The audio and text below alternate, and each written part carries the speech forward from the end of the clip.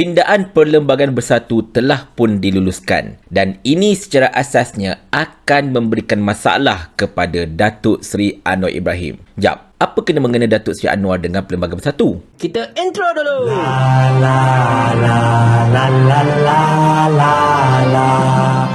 Assalamualaikum warahmatullahi. Seperti mana kita tahu tuan-tuan dan puan-puan sekalian, Bersatu telah pun meluluskan pindaan yang terkini di mana pindaan tersebut antara lain akan menyebabkan ke-6 orang katak yang telah melompat itu terpaksa mengosongkan kerusi mereka dan PRK akan diadakan bagi mengisi kekosongan tersebut. Ini kerana Bersatu telah meluluskan pindaan di mana sesiapa sahaja yang mengingkari arahan parti akan dipecat dan perkara ini dikatakan akan menyebabkan kerusi-kerusi yang telah disandang oleh 6 orang katak Bersatu itu terpaksa dikosongkan. Dan kemudian bila kerusi itu dah dikosongkan, benda ini akan mengakibatkan berlakunya pilihan raya kecil dekat 6 parlimen tersebut. Di mana benda ini memang menggembirakan penyokong Bersatu lah. Cumanya persoalan kat sini, adakah benda ini viable dari segi undang-undang? Yang ini saya tak boleh jawab secara direct. Cumanya kalau nak mengikutkan Akta Lompat Parti, kalau tidak menjadi kesalahan saya, benda itu tidak terguna pakai kepada pemecatan dan sebagainya. Tetapi dalam masa yang sama juga, pindaan Bersatu ini menyebabkan mereka ini kena mengosongkan kursi. Kerana itulah ahli parlimen Gua Musang kata dia nak heret benda ke mahkamah,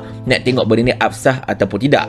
Dan perlu diingatkan, pindaan ini masih lagi memerlukan kelulusan ROS. Di sini berlaku tekanan pertama kepada kerajaan. Sebab kalau anda masih ingat tuan-tuan dan puan-puan sekalian, pada tahun lepas ketika UMNO telah meluluskan satu usul yang sangat-sangat luar biasa yang sebenarnya telah melanggar perlembagaan, ROS telah meluluskan pindaan tersebut. Di mana perkara ini telah menyaksikan campur tangan Menteri KDN pada ketika itu menggunakan kuasa beliau sebagai Menteri KDN seperti mana tercatat dalam peraturan ROS dan sebagainya. Jadi ketika itu, walaupun pindaan Perlembagaan UMNO yang mengatakan bahawa jawatan Presiden dan Timbalan Presiden itu tidak boleh dipertandingkan merupakan sesuatu yang menyalahi Akta ROS, tetapi masih itu lepas. Jadi ROS sekarang ni ada satu tekanan untuk meluluskan pindaan Bersatu itu pula. Sebab kalau mereka tak luluskan pindaan tersebut, bermaksud nampak sangat betapa ROS ini tunduk kepada tekanan kerajaan ataupun pihak-pihak tertentu. Itu yang pertama. Yang keduanya, tekanan kepada Datuk Seri Anwar Ibrahim.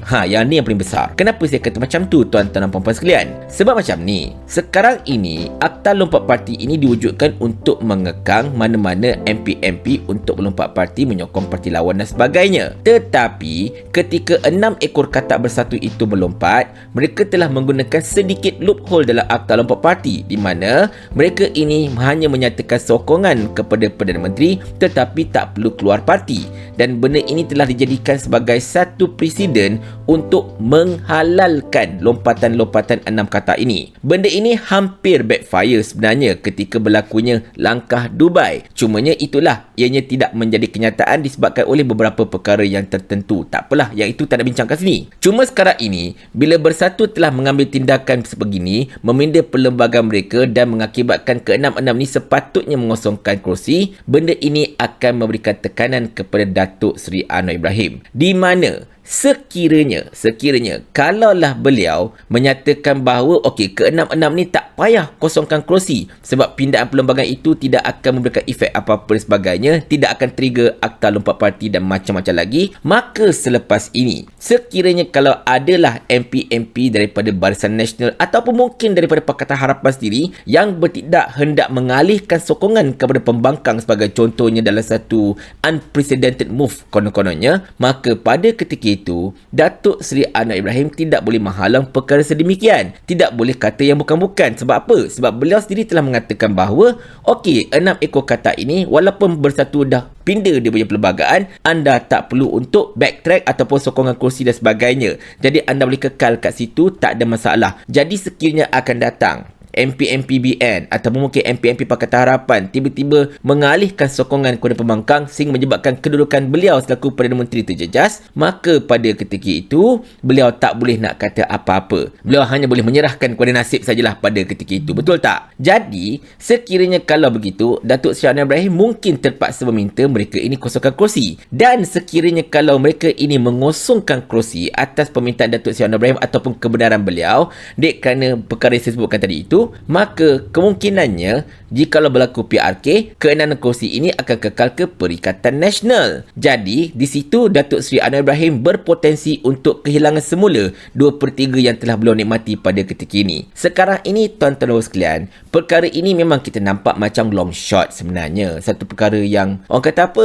belum tentu lagi boleh jadi kenyataan. Sebab ialah kena kelulusan ROS, lepas tu kena tengok pembacaan Akta Lompat Parti itu macam mana. Tetapi perkara ini berpotensi untuk menjadi banana skin kepada Datuk Seri Anwar Ibrahim. Dalam erti kata lain, Datuk Seri Anwar Ibrahim pada ketika ini berada dalam situasi ditelan mati katak, di luar mati kutu, tak buat apa-apa, terus mati masalahnya. Jadi sekarang ini, macam saya katakan, bola sebenarnya sedang berada dekat kaki Datuk Seri Anwar Ibrahim. Bersatu telah buat move mereka dan sekarang ini terpulang kepada kerajaan sama ada untuk meluluskan pindaan tersebut menggunakan ROS ataupun sebaliknya, di mana benda ini of course akan mendatangkan backlash rakyat sekiranya kalau ROS tak meluluskan pindaan tersebut, dan kemudian sekiranya kalau pindaan itu diluluskan, maka sekarang ini Datuk Seri Anwar Ibrahim akan berhadapan dengan dilema. Minta mereka kekalkan kursi sebab pindaan itu tidak memiliki apa-apa efek, tetapi berhadapan dengan prospek MP, MPBN atau partinya sendiri akan lompat parti